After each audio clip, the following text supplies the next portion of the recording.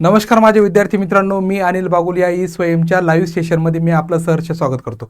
बघा, आजपासून आपण एक नवीन सिरीज सुरू केलेली आहे, चालू घडामोडी या विषयावर.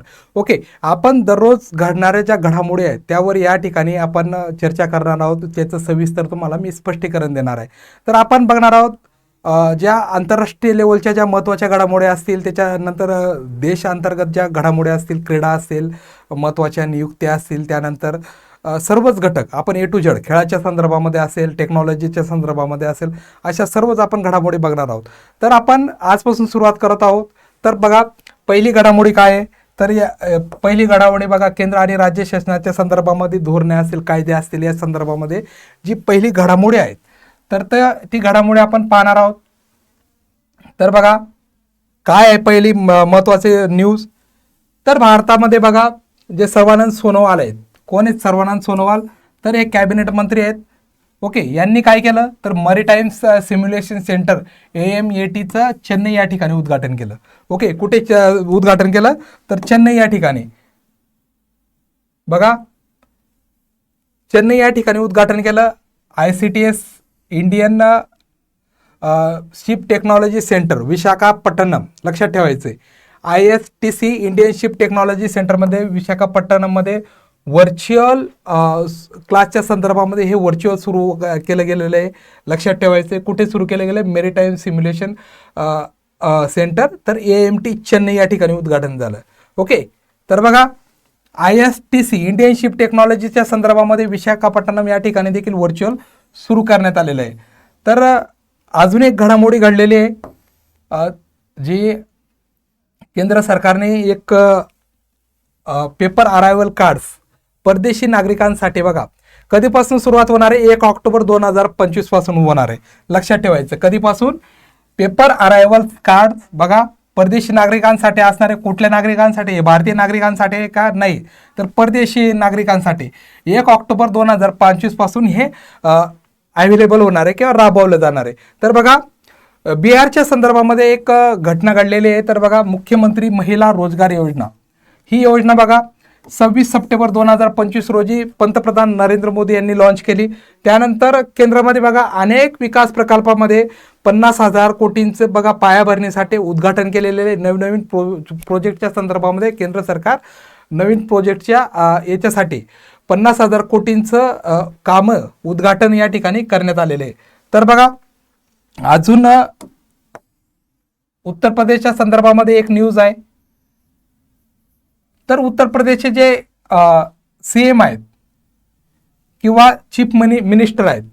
कोण? चीफ मिनिस्टर, मुख्यमंत्री यांनी बघा GST रिफॉर्म्स अवेअरनेस कॅम्पेनच्या संदर्भामध्ये कॅम्पेन राबवलेले 22 ते 29 सप्टेंबर दरम्यान ते राबवले जाणार आहे. ओके, GST संदर्भामध्ये. GST मग कधी लागू झालं ते देखील लक्षात ठेवायचे.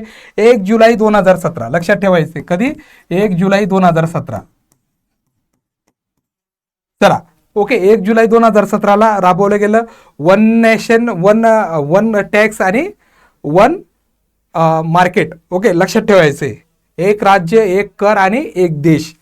त्यानंतर बघा, केंद्र देशभरामध्ये बघा स्वदेशी लोकल प्रोडक्ट अवेअरनेसची योजनेसाठी बघा एक टप्पा सुरू होण्याची शक्यता आहे. ओके, स्वदेशी संदर्भामध्ये काय? स्वदेशी लोकल प्रोडक्टच्या संदर्भामध्ये. आणि त्याच्यामध्ये GST रिफॉर्म अवेअरनेसच्या पुढील हा टप्पा असणार आहे. लक्षात ठेवायचे. NCAP अंतर्गत 20 शहरांचा समावेश होणार आहे. कशा संदर्भामध्ये? NCAP काय आहे? तर बघा, जे पोल्युशन असणारी शहर आहेत किंवा जास्त प्रदूषित शहर आहेत, या 20 शहरांचा याच्यामध्ये सहभाग होईल आणि आपलं प्रदूषण कसं कमीत कमी ठेवलं जाईल हे टार्गेट या शहरांना दिलं जाणार आहे. चला, पुढचं बघूया.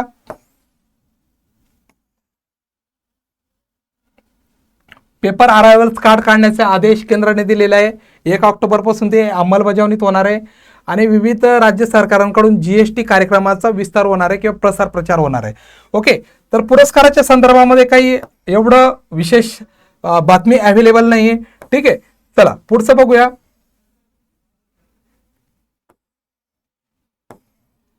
हा, चला, आर्थिक संदर्भामध्ये घडामोडी घडलेले.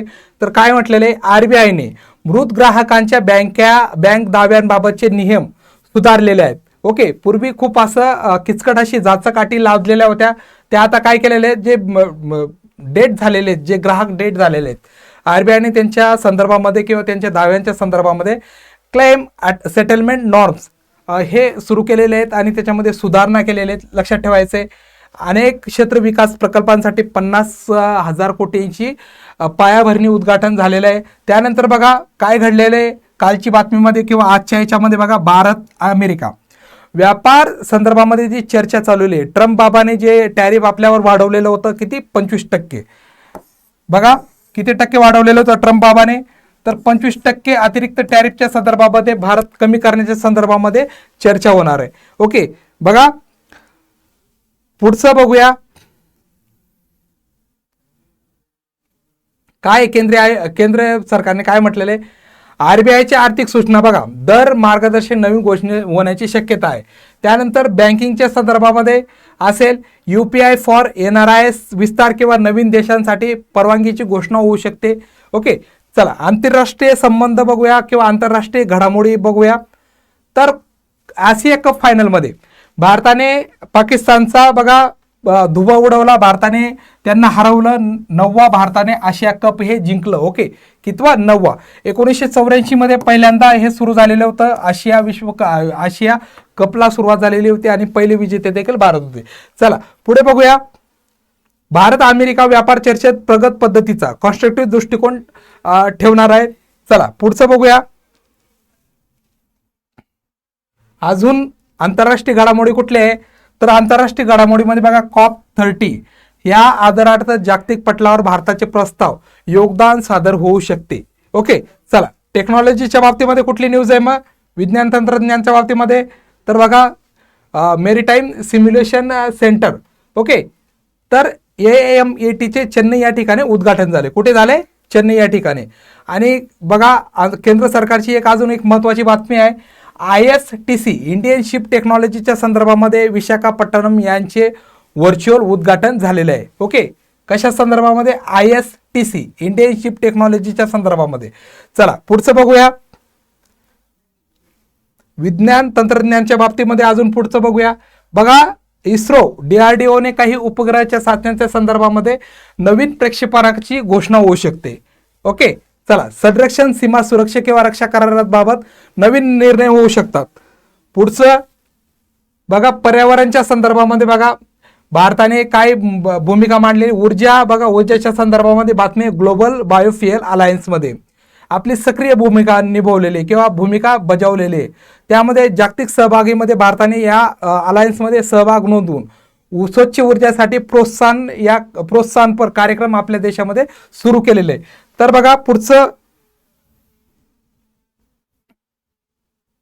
राज्यस्तरीय महत्त्वाच्या बातम्यांमध्ये असं काही एवढं विशेष नाही, फक्त एक महत्त्वाची घडामोडी घडलेली काय, तर चंदीगडचे जे मुख्य सचिव होते, कोण होते? चंदीगडचे मुख्य सचिव राजीव वर्मा यांच्या दिल्ली मुख्य सचिवपदी स्थानांतरित झालेले किंवा बदली झालेली. ओके, चला बघा, विविध राज्य सरकारांकडून GST प्रचार प्रसार कार्यक्रम राबवले जात आहे. ओके, कशा संदर्भामध्ये? तर आपल्या GSTच्या याच्या सुधारणेच्या संदर्भामध्ये विविध प्रचार आणि प्रसारचा कार्यक्रम राबवलं जाणार आहे. चला पुढचं बघूया, सामाजिक आरोग्याच्या संदर्भामध्ये, महिला शिक्षणाच्या संदर्भामध्ये बघा काय घडामोडी घडली.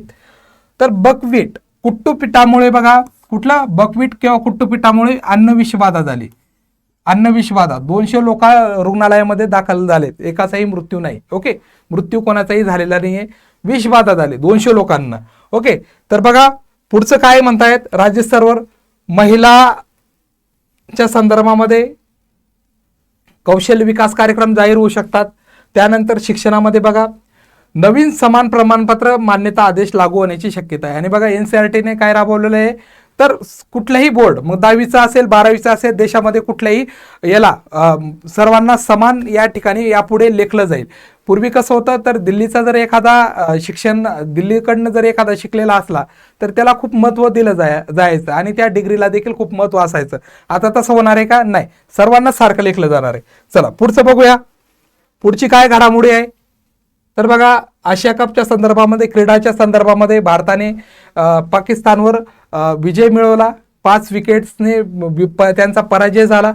तर बघा 9वा आशिया कप आपण जिंकलेला आहे. कितवा? 9वा आशिया कप आपलं आपण जिंकलेलं आहे आतापर्यंत. किती? 9 वेळा आपण जिंकलेलं आहे, लक्षात ठेवायचं आहे. चला पुढचं बघूया.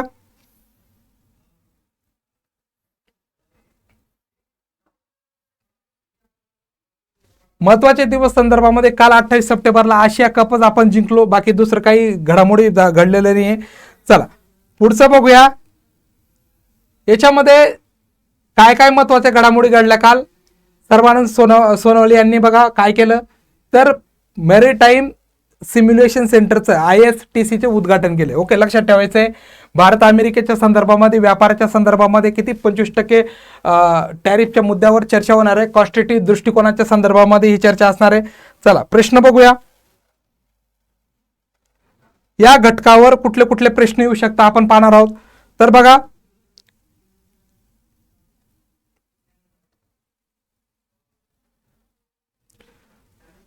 पहिला प्रश्न काय असणार आहे, तर भारताचे पहिले मॅरीटाईम सिम्युलेशन सेंटर कुठे सुरू केले गेलं. ओके, विशाखापट्टणम, चेन्नई, गोवा, कोलकाता कुठे असणार आहे, तर चेन्नईला सुरू झालेलं आहे. लक्षात ठेवायचे. सोनोवाला यांच्या हस्ते याचं उद्घाटन झालेलं आहे. पुढचा प्रश्न बघूया.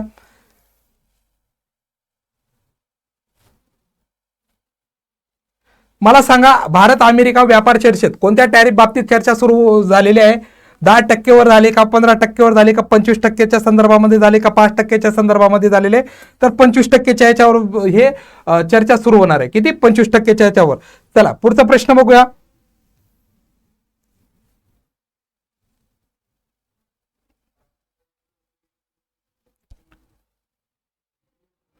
बघा, भारताने किती वेळा आशिया कप जिंकला आहे. 28 सप्टेंबर 2025 रोजी मिळालेल्या विजयाने आपण किती वेळा आपण हा आशिया कप जिंकलेला आहे, तर लक्षात ठेवायचं आहे. पर्याय बघा 8, 9, 10, 17, 7. तर बघा काय पर्याय याचा, तर आपण 9 वेळा जिंकलेलो आहे. लक्षात ठेवायचं, 9 वेळा आपण हे आशिया कप आपण जिंकलेलो आहे. ओके, कालचा कप धरून. चला बघा विद्यार्थी मित्रांनो, आपण असंच दररोज एक चालू घडामोडी घेणार आहोत आणि त्याच्यावर देखील कुठले कुठले प्रश्न येऊ शकतात त्याचं देखील आपण काही परीक्षेच्या दृष्टिकोनातून आपण पेपरच्या संदर्भामध्ये आपण या प्रश्नांच्या फॉर्मॅटमध्ये आपण अशा पद्धतीने चालू घडामोडीवर दररोज तुमची रिव्हिजन करून घेणार आहोत. ठीक आहे, मी या ठिकाणी विद्यार्थी मित्रांनो थांबतो. सर्वांना जय हिंद, जय महाराष्ट्र.